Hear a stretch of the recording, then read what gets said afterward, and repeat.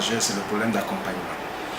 L'État ne peut pas avoir les moyens, les postes pour pouvoir pourvoir ces diplômés d'emploi qui sortent par milliers de personnes chaque année. Quelque part, c'est vrai, je vais noter que le rôle de l'État, c'est peut-être d'orienter plus les formations vers des filières techniques qui permettent aux étudiants, qui permettent aux apprenants de sortir avec des capacités d'entreprendre. Mais une autre chose est d'entreprendre, l'autre chose est d'avoir la capacité financière, c'est-à-dire avoir la chance d'être accompagné.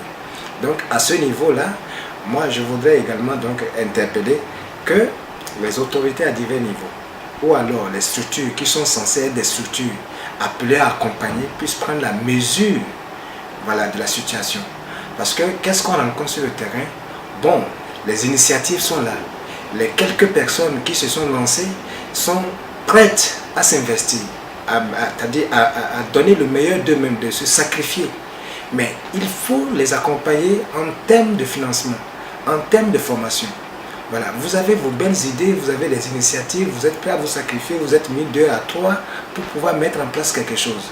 Quand vous n'êtes pas soutenu, 1, vous échouez, et 2, lorsque vous échouez, vous laissez un impact négatif par rapport à ce que vous venez de démarrer. Et ça décourage ceux qui devraient être en fait appelés à faire comme vous. Parce qu'on dit, pour qu'on vous accompagne, vous devrez avoir telle garantie, vous devrez avoir tel hypothécaire et tout ça, etc. Mais vous êtes un débutant. Vous n'avez pas encore de l'expérience. Vous n'avez pas encore cumulé, fait même un résultat. On vous demande tous ces biens matériels. Si vous n'êtes pas un héritier, où est-ce que vous allez les pêcher? Du coup, donc, vous êtes victime.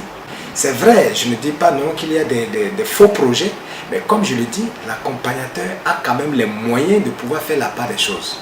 Voilà, pour ma part, il est question de mettre une politique qui puisse faire la part des choses et accompagner ceux qui ont des bonnes volontés. Je prends le cas de la Cimagri ici, où nous sommes. Alors, nous sommes sur le terrain. Vous venez, vous voulez nous accompagner, nous allons vous montrer qu'est-ce que nous avons pu faire jusqu'ici. Bon, sinon, ces programmes, depuis les bureaux, depuis les instances, les grandes instances, tout ça là, quand on n'a pas la connaissance du terrain, on n'a pas la maîtrise de la réalité qui se passe sur le terrain, c'est difficile. On va continuer par végéter dans cette ancienne politique là et ça ne fait pas avancer les choses.